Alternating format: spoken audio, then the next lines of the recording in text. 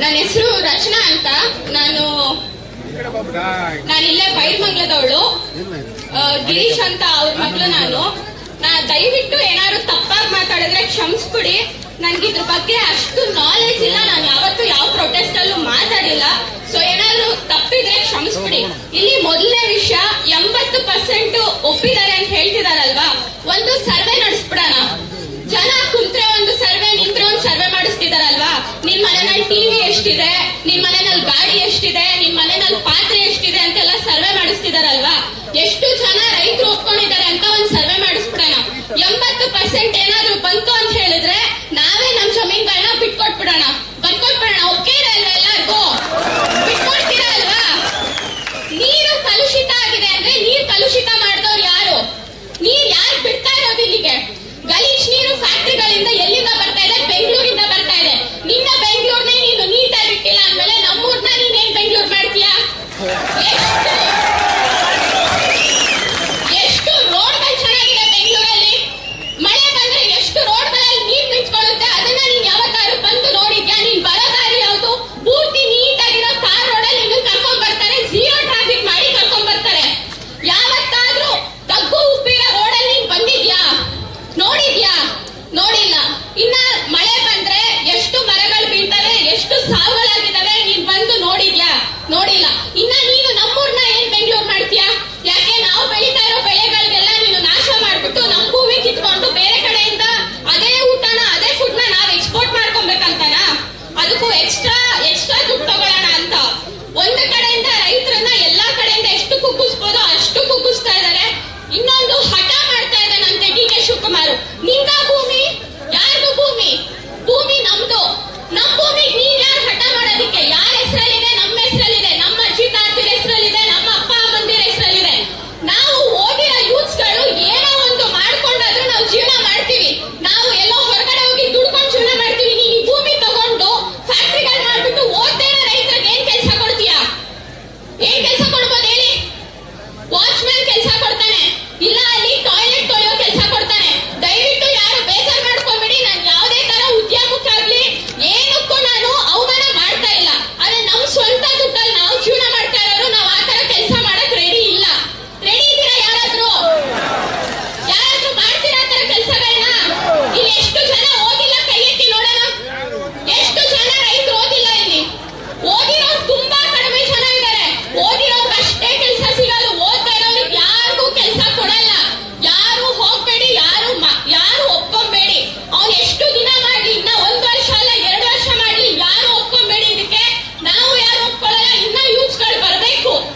ಇದು ಯಾವುದೇ ಪಕ್ಷದ ಪರವಾಗಿ ಯಾರು ಜಗಳ ಮಾಡ್ತಾ ಇಲ್ಲ. ಯಾರಾದ್ರೂ ಮಾಡ್ತಾ ಇದಾರಾ? ಪಕ್ಷದ ಪರ ಯಾರಾದ್ರೂ ಮಾತಾಡ್ತಿದಾರಾ? ಯಾರಾದ್ರೂ ದುಡ್ಡಿಗೋಸ್ಕರ ಮಾತಾಡ್ತಿದಾರಾ? ಇಲ್ಲಿ ತುಂಬಾ ಮೀಡಿಯಾದಲ್ಲಿ ಕಮೆಂಟ್ಸ್ ಗಳು ಬರುತ್ತೆ, ನಿಮ್ಗೆ ಇನ್ನೂ ದುಡ್ಡು ಕೊಟ್ರೆ ಇನ್ನು ಒಪ್ಕೊಂತೀರಾ ಅಂತ. ಯಾರು ಇಲ್ಲಿ ದುಡ್ಡಿನ ಪ್ರಶ್ನೆ ಬರಲ್ಲ ಸರ್. ನಮ್ಮ ಅಜ್ಜಿ ತಾತಿಯನ್ನ ನಾವು ಮಣ್ಣು ಮಾಡಿರೋ ಜಾಗದಲ್ಲಿ ನಾವು ವರ್ಷ ಹೋಗಿ ನಾವು ಪೂಜೆ ಮಾಡ್ಬೇಕು. ಬಿಟ್ಕೊಡ್ತೀರಾ ಯಾರಾದ್ರೂ? ಯಾಕೆ ನಿಮ್ಮ ಅಜ್ಜಿ ತಾತಿಯರ್ ಮಾತ್ರ ನೀನು ಹೋಗಿ ಪೂಜೆ ಮಾಡ್ಬೇಕಾ? ನಮಗೆ ಯಾರಿಗೂ, ನಮ್ಮ ವಂಶದವ್ರಿಗೆ ನಮ್ಮ ಪಾರಂಪರೆ ನಾವು ಉಳಿಸ್ಕೊಬೇಕನ್ನೋದಿಲ್ವಾ? ಇಲ್ಲಿ ಎಷ್ಟು ಜನ ರೈತರ ಮಕ್ಕಳು ಒಳ್ಳೊಳ್ಳೆ ಸ್ಕೂಲ್ಗಳಲ್ಲಿ ಓದಿಸಿದೀರಾ ನಿಮ್ಮ ಮಕ್ಕಳನ್ನ? ಹೇಳಿ, ಎಷ್ಟು ಜನ ಓದಿಸಿದೀರಾ? ಎಷ್ಟು ಜನದ ಮಕ್ಕಳು ಇಲ್ಲಿ ಡಾಕ್ಟರ್ ಇಂಜಿನಿಯರ್ಗಳಾಗಿದ್ದಾರೆ? ನೀನಂತ ಮಾಡೋನು ದಯವಿಟ್ಟು ಆ ಸ್ಕೂಲ್ನ ಸರಿ ಮಾಡು. ಸ್ಕೂಲ್ ಮುಚ್ಚಿ ಎಷ್ಟು ವರ್ಷ ಆಗಿದೆ ಸರ್ ಹೇಳಿ ಯಾರಾದ್ರೂ? ನಾನು ಕ್ವಶನ್ ಕೇಳ್ತಾ ಇದ್ದೀನಿ, ದಯವಿಟ್ಟು ಹೇಳಿ. ಸ್ಕೂಲ್ ಮುಚ್ಚಿ ಎಷ್ಟು ವರ್ಷ ಆಗಿದೆ?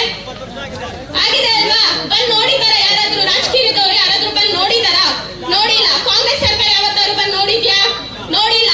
ಇನ್ನ ಆ ನೀರು ಕ್ಲೀನ್ ಮಾಡಿಸೋ ನೀರ್ನ, ಇಲ್ಲಿ ಕ್ಯಾನ್ಸರ್ ಬರುತ್ತೆ ಯಾರೋ ಗಾಳಿಯಿಂದ ಅಂತ ಹೇಳಿದ್ರಂತೆ. ಎಷ್ಟು ಜನ ಕ್ಯಾನ್ಸರ್ ಇದೆ ಅಪ್ಪ ಇಲ್ಲಿ? ಎಷ್ಟು ಜನ ಕ್ಯಾನ್ಸರ್ ಇದೆ? ಯಾರು ಶ್ರಮ ಪಟ್ಟು ದುಡಿಮೆ ಮಾಡಿದ್ದಾರೆ ಅವ್ರಿಗೆ ಯಾರು ಕ್ಯಾನ್ಸರ್ ಇದೆ? ದಯವಿಟ್ಟು ಕೈ ಎತ್ಬಿಡಿ. ಕಿದ್ವಾಯ್ ಹಾಸ್ಪಿಟಲ್ ಹಂಗಾದ್ರೆ ಈ ಪಂಚಾಯತಿಯವ್ರು ಎಷ್ಟು ಜನ ಅಡ್ಮಿಟ್ ಆಗಿದ್ದೀರಾ ಕ್ಯಾನ್ಸರ್ ಬಂದಿರೋರು? ಯಾರು ಆಗಿಲ್ಲ ಅಲ್ವಾ? ಇನ್ನ ಕ್ಯಾನ್ಸರ್ ಹಂಗಿದ್ರೆ ನೀವು ಗ್ರೇಟರ್ ಬೆಂಗಳೂರು ಮಾಡ್ತಿದ್ದಂಗೆ ಈ ಗಾಳಿನೆಲ್ಲ ಶುದ್ಧ ಮಾಡ್ಬಿಡ್ತೀರಾ? ಅದು ಯಾವ ತರ ಸೈನ್ಸ್? ದಯವಿಟ್ಟು ನನ್ಗೆ ಹೇಳಿ, ಸ್ವಲ್ಪ ಎಕ್ಸ್ಪ್ಲೈನ್ ಮಾಡಿ. ಗ್ರೇಟರ್ ಬೆಂಗಳೂರು ಆಗ್ತಿದ್ದಂಗೆ ಗಾಳಿ ಕ್ಲೀನ್ ಆಗ್ಬಿಡುತ್ತಾ?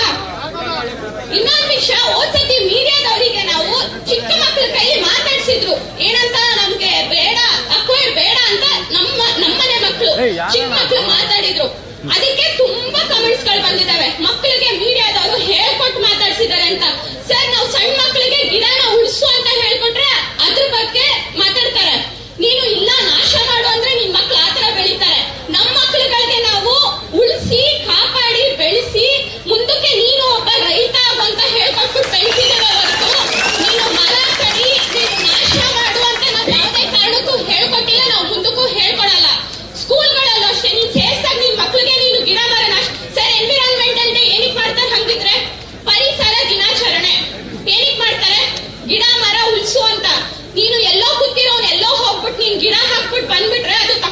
ಆಕ್ಸಿಜನ್ ಕೊಟ್ಬಿಡುತ್ತಾ? ಹಂಗಿದ್ರೆ ಕೊಟ್ಬಿಡುತ್ತಾ? ಇಲ್ಲ ಇವಾಗ ಬೆಳೆದು ನಿಂತಿರೋ ಮರಗಳು ಕೊಡ್ತಾವ? ಒಂದೊಂದು ತೆಂಗಿನ ಮರಕ್ಕೂ ಅಡಿಕೆ ಮರಕ್ಕೂ ದುಡ್ಡು ಕೊಡ್ತಾರಂತಲ್ಲ, ಹಂಗಿದ್ರೆ ನನ್ನ ಮನೇಲಿರೋ ಮಲ್ಗೆ ಗಿಡಕ್ಕೆ ಎಷ್ಟು ಕೊಡ್ತೀಯ ದುಡ್ಡು ನೀನು? ಪ್ರೀತಿಯಿಂದ ಸಾಕಿದೀವಲ್ವ ಒಂದೊಂದು ಸಣ್ಣ ಸಣ್ಣ ಗಿಡ, ಒಂದೊಂದು ಸಣ್ಣ ಸಣ್ಣ ಸಸಿನೂ ಕೂಡ ನಾವು ಪ್ರೀತಿಯಿಂದ ಸಾಕಿದೀವಿ. ಅಷ್ಟೇ ಗೊಬ್ಬರ ಹಾಕಿ ಪ್ರೀತಿಯಿಂದ ಸಾಕಿದೀವಲ್ವಾ? ಆ ಪ್ರೀತಿಗೆ ಎಷ್ಟು ಬೆಲೆ ಕಟ್ತೀಯ ನೀನು? ನೀನ್ ನನ್ ಭೂಮಿ ತಾಯಿ ಬೆಲೆ ಕಟ್ತೀಯ ಅಂದ್ಮೇಲೆ ಒಂದ್ ಸಣ್ಣ ಸಣ್ಣ ವಸ್ತುಗೂ ನೀನ್ ಬೆಲೆ ಕಟ್ಬೇಕಲ್ವಾ? ಆಗತ್ತಾ ನಿನ್ ಕೈಲಿ? ಬರ್ಲಿ ಮಾತಾಡ್ಲಿ. ಏನದು ನೀನ್ ಎಲ್ಲೋ ಕೂತ್ಕೊಂಡು ಮಾತಾಡೋ ಬದಲು ನೀನ್ ರೈತರು ಮುಂದೆ ಬಂದು ನೀನ್ ಮಾತಾಡೋಕೆ ಧೈರ್ಯ ಇಲ್ವಾ? ಆಗಲ್ವಾ? ಅಷ್ಟು ಧೈರ್ಯ ಇಲ್ದಿರೋನು ಮಾಡ್ಬೇಡ, ಕ್ಯಾನ್ಸಲ್ ಮಾಡು. ಯಾಕೆ ನಿನ್ ಸ್ವಾಭಿಮಾನ ಕುಗ್ಗುತ್ತಾ ಅದು? ನಾನು ಇವ್ರ ಮುಂದೆ ಸೋತೋಗ್ಬಿಟ್ಟ ಅನ್ನೋದು ಕುಗ್ಗುತ್ತಾ? ಯಾರು ದಯವಿಟ್ಟು ನಿಮ್ ಜಮೀನ ಯಾರಿಗೂ ಬಿಟ್ಕೊಡಕ್ ಹೋಗ್ಬೇಡಿ. ಯಾರೇ ಬರ್ಲಿ, ಇವನೇ ಎಲ್ಲ ಮುಂದಕ್ಕಿನ್ನ 1000 ಜನ ಬರ್ಲಿ, ಎಷ್ಟೇ ಪರ ಇರೋರು ಎಷ್ಟೇ ಮಾಡ್ಲಿ, ನಾವಿಷ್ಟು ದಿನ ನಾವು ಹೋರಾಟ ಮಾಡ್ಕೊಂಡು ಬಂದಿದೀವಿ. ನಮ್ಗೆ ಅವ್ರ ತರ ಉಗ್ರವಾಗೆಲ್ಲ ಹೋರಾಟ ಮಾಡಕ್ ಬರಲ್ಲ, ನಾವು ಮಾಡೋದು ಇಲ್ಲ. ನಾವು ಆತರ ಬೆಳ್ಕೊಂಡ್ ಬಂದಿರೋರಲ್ಲ. ನಾವು ಒಬ್ರಿಗೆ ಹಾನಿ ಮಾಡಿ ನಾವು ಅದನ್ನ ಉಳಿಸ್ಕೊಳ್ಳೋದು ಬೇಡ. ಉಳಿಸ್ಕೊಳ್ಳೇಬೇಕು ಅನ್ನೋ ಸಿಚುವೇಶನ್ ಅಲ್ಲಿ ಏನಾದ್ರೂ ಮಾಡಕ್ ರೆಡಿ ಇರ್ತೀವಿ. ಬಟ್ ಅವ್ರ ತರ ನಾವು ನಿಂತ್ಕೊಳ್ಳೋದು ಬೇಡ. ಯಾವತ್ತೂ ನಾವು ಅವ್ರ ತರ ಆಗೋದ್ ಬೇಡ. ಪರ ಇರೋರು ಹೇಗೆ ಇವಾಗ ಮಾಡ್ತಾ ಇದಾರೆ ಆ ತರ ಆಗೋದ್ ಬೇಡ ನಾವು. ಇಷ್ಟ ಹೇಳಿ ನಾನು ಮುಗಿಸ್ತೀನಿ. Thank you.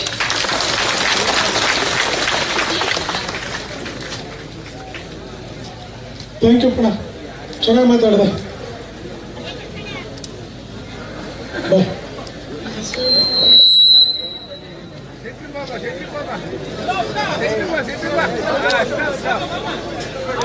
ಅಧ್ಯಕ್ಷ